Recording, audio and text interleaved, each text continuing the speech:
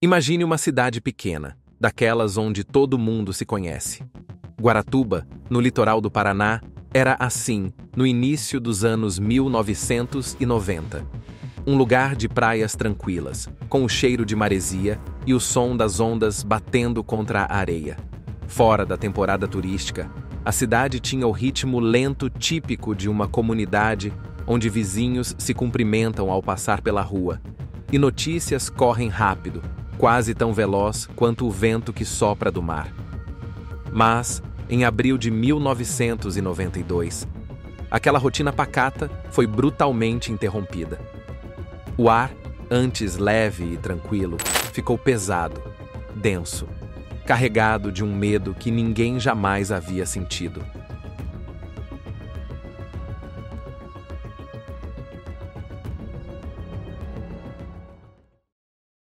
A história começa com Evandro Ramos Caetano, um menino de apenas 6 anos, conhecido por sua alegria e bondade.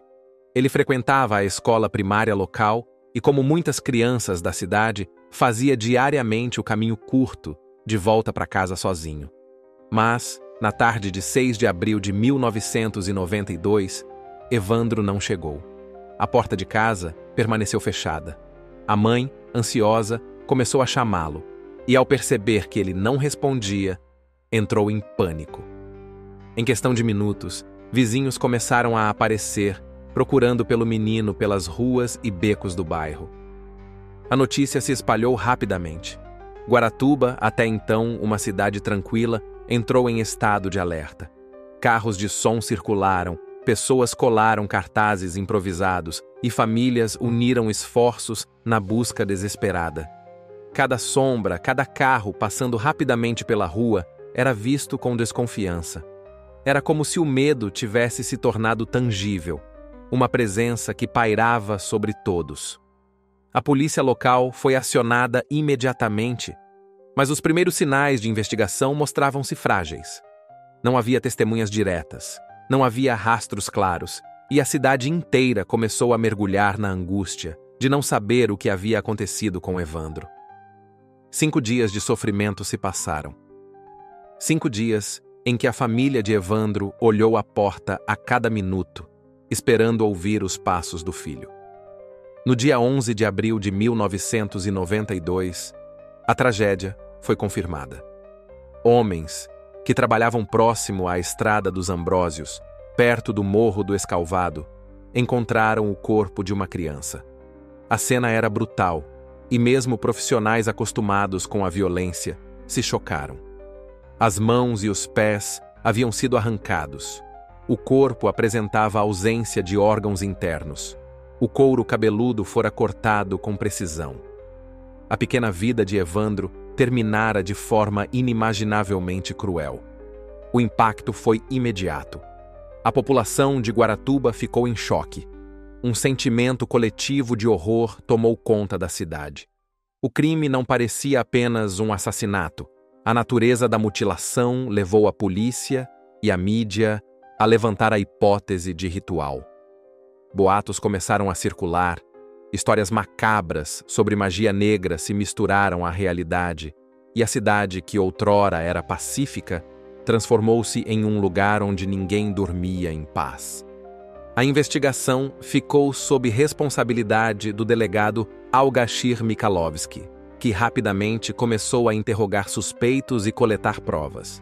Em poucos dias, surgiram os primeiros nomes ligados ao caso. Entre os 7 réus estavam figuras de destaque na sociedade local: Celina Abade, esposa do então prefeito, e sua filha, Beatriz Abade.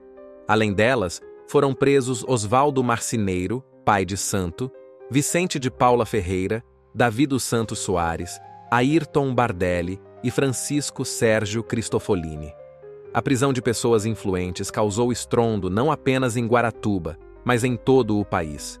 O caso rapidamente ganhou proporções nacionais. Jornais, revistas e programas de televisão transformaram o desaparecimento e morte de Evandro em notícia de primeira página. A acusação inicial era impressionante.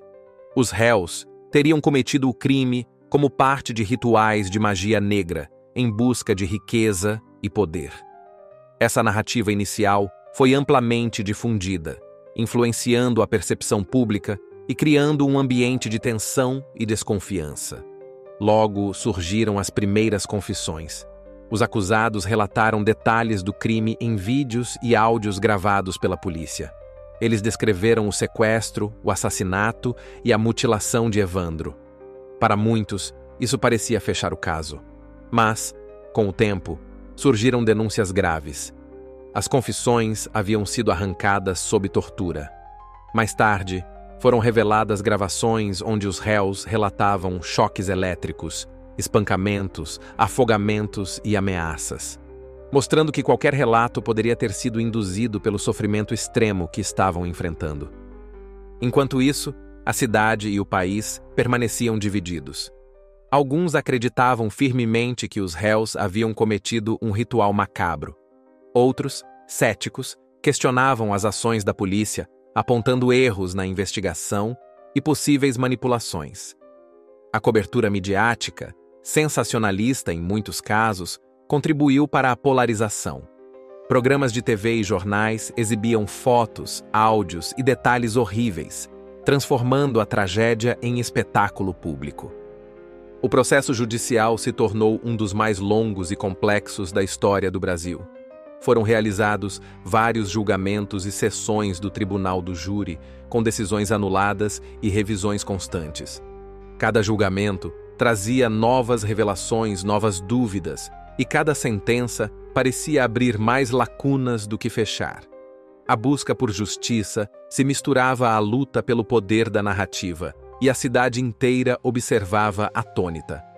Durante esses anos, surgiram debates importantes sobre ética policial, tortura e manipulação de depoimentos.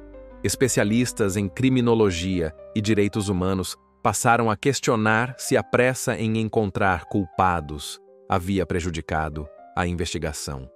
O caso tornou-se um símbolo da complexidade do sistema judiciário brasileiro e do impacto da opinião pública na condução de processos criminais de grande repercussão. Em 2011, quase 20 anos depois, a ciência trouxe uma resposta crucial. O exame de DNA confirmou que o corpo encontrado em 1992 era realmente de Evandro. No mesmo ano, Celina e Beatriz Abage foram absolvidas. Já os outros réus haviam cumprido longas penas e, na época do julgamento final, estavam em liberdade. Apesar do fechamento formal do caso, dúvidas sobre os métodos da investigação, a influência da mídia e as motivações reais por trás do crime continuaram a assombrar Guaratuba e o país. O caso continuou a gerar interesse público e acadêmico. Em 2021, a série documental do Globoplay reforçou a notoriedade do caso, apresentando ao público novas perspectivas e evidências. Hoje, mais de 30 anos depois, o assassinato de Evandro Ramos Caetano permanece como um retrato da violência, das falhas investigativas e das consequências de julgamentos precipitados. Guaratuba nunca mais foi a mesma. A dor da família permanece viva. Os acusados carregam um estigma que dificilmente será apagado, e a sociedade brasileira continua refletindo sobre a linha tênue entre justiça e erro, entre verdade e manipulação. O caso Evandro não é apenas um crime, é um alerta sobre como a pressa, o preconceito e a influência da opinião pública podem transformar a investigação de um assassinato em um processo tortuoso, cheio de falhas, incertezas e injustiças. Mais de 3 décadas depois, o nome de Evandro Ramos Caetano continua ecoando, lembrando que, apesar das condenações e absolvições, a verdade completa ainda é um mistério, e que uma criança saiu da escola numa tarde de abril de 1992 e nunca mais voltou para casa. Se você se interessa por histórias reais e impactantes, inscreva-se no Criminalmente Brasil. Ative o sino para não perder nenhum episódio. Aqui, contamos os crimes que marcaram a história do país. Até a próxima, se você tiver coragem.